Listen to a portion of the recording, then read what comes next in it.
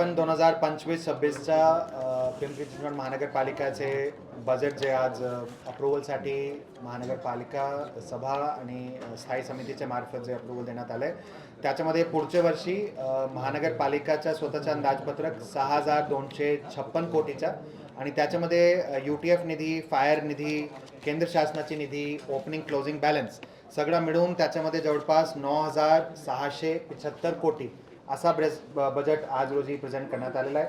त्याच्यामध्ये प्रामुख्याने जे आपला स्थापत्यविषय योजना आहे त्याच्यासाठी 756 कोटी, शहरी गरीब योजनासाठी जवळपास 1,858 कोटी, जेंडर बजेट 83 कोटी, दिव्यांग कल्याणकारी 62 कोटी, पाणी पुरवठ्यासाठीच्या 300 कोटी, PMPML करिता संचालन तूट प्लस नवीन बसेस त्याच्यासाठी 417 कोटी, भूसंपादनाची काही निधी आणि तसंच अमृत योजनेसाठीचे काही निधी घेण्यात आलेली आहे. याच्यामध्ये कोणता करमध्ये नवीन कर वाढ आपण तशी काय प्रपोज केली नाही. मागच्या वर्षी पण आपण स्टँड आपला क्लिअर केला होता. ड्रोनचा आपण सर्वे सुरुवात मागच्या बजेटमध्ये संकल्पना मांडली होती. यावर्षी ड्रोनचे सर्वेचेमुळे जवळपास 2.5 लाख नवीन प्रॉपर्टीज आपण शोधली आहे, ज्याच्यामुळे आपली चालू मागणी जवळपास 350 कोटीने वाढली आहे आणि त्याचे एरिया जवळपास 850 कोटीने वाढतील. त्याच्यासोबतच LBT लोकल बॉडी टॅक्स जे आपला GSTचे येण्याच्या आधीचे जे LBTचे एरियाज आहेत त्याच्यासाठीची अभय योजनासाठीचा आपण राज्य शासनाला प्रस्ताव पाठवला आहे आणि ते मंजुरीसुद्धा राज्य शासनाचे मार्फत मिळणे अपेक्षित आहे. याच्या व्यतिरिक्त मागच्या वर्षी आपण जे म्युन्सिपल बॉन्ड काढला होता त्याच धर्तीवर ग्रीन बॉन्ड हरित सेतू प्रकल्पासाठीचा 200 कोटीचा ग्रीन बॉन्ड, ज्याच्यामध्ये 20 कोटी केंद्र शासनाची निधी अपेक्षित राहणार आहे. याच्या व्यतिरिक्त नवीन एरियाजमध्ये नवीन DP रस्त्यावर आपण विशेष भर दिला आहे. 34 रस्ते जवळपास 800 कोटीचे आपण या बजेटमध्ये घेतले. त्याच्या व्यतिरिक्त जवळपास 122 कोटीचे 34 मिसिंग लिंक 11 किलोमीटरचे त्याच्यामध्ये घेण्यात आलेले आहे. याच्या व्यतिरिक्त नवीन एरियाजमध्ये पॅकेज 1, 2, 3, 4 वॉटर सप्लाय स्कीम असो, वॉटर सप्लाय शहराचा खूप एक कडकडीचा मुद्दा आहे.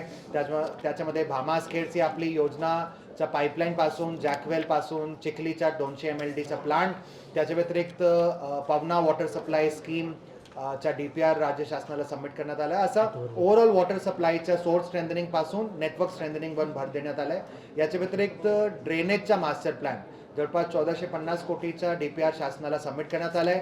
यावर्षी जे काही आपण ड्रेनेजचे काम घेतोय मास्टर प्लॅनच्या आधारावर घेतोय, तो मेंटेनन्सचे असो किंवा रेग्युलर आपला त्याच्यामध्ये चोकअप काढण्याचे मुद्दे असो, सगळे मास्टर प्लॅनच्या प्रमाणे घेतोय. याच्या सोबतच कचऱ्याची विल्हेवाट आणि प्रोसेसिंगसाठी इंटिग्रेटेड सॉलिड वेस्ट मॅनेजमेंटचा जवळपास 900 कोटीचा प्रपोजल DPR तयार करून राज्य शासनाला पाठवलाय, ज्याच्यामध्ये 1500 टन पर डेचा material recovery facility, 1000 ton per डेचा 27 मेगावॉटचा वेस्ट टू एनर्जीचा प्लांट, 375 टन पर डेचा वेस्ट टू बायोगॅसचा प्लांट आणि 300 टन पर डेचा वेट वेस्ट टू बायोचारचा प्लांट त्याच्यामध्ये प्रामुख्याने आपण घेतलंय.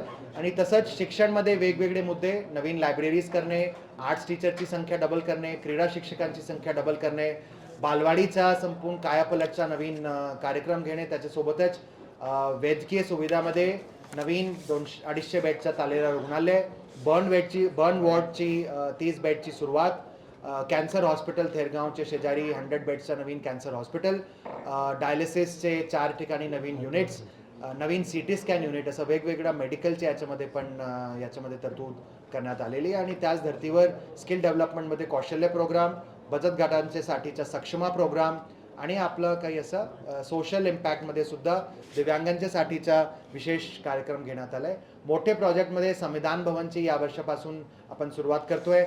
जे आपला हेडक्वार्टर आहे PCMC हेडक्वार्टर ऑटो क्लस्टर जवळ होतोय, त्याच्यासाठी आपण भारी तरतूद ठेवली आहे, जेणेकरून त्या प्रोजेक्टमध्ये स्पीडमध्ये कोणत्या पण ठिकाणी काही प्रॉब्लेम येणार नाही. या अर्थसंकल्पामध्ये जर आपण पाहिलं तर 3 विधानसभा क्षेत्र खरंतर पिंपरी चिंचवड महानगरपालिकेच्या हद्दीत आहे, मात्र एकाच विधानसभा क्षेत्राला झुकतं माप दिल्याचं पाहायला मिळतं. ओव्हरऑल सिटीचा विचार करताना वेगवेगळे एरियाजची डेव्हलपमेंट नीड्स वेगळी असतात, वेगवेगळे एरियाजचा डेव्हलपमेंट कर वेगळा असतं आणि वेगवेगळे एरियाजमध्ये DPचे रिझर्वेशनचा, रोडचे रिझर्वेशनचा, डेव्हलपमेंटचा पर्सेंटेज वेगळा असतो. त्याचा विचार करून, नवीन डेव्हलपिंग एरियाजचा विचार करून, पॉप्युलेशन ग्रोथचा विचार करून, ट्रॅफिक कंजेशनचा विचार करून, सगळ्याचा विचार करून आपण त्याच्यामध्ये समावेश ओव्हरऑल सिटीच्या सर्व एरियासाठी घेण्यात आलेला आहे.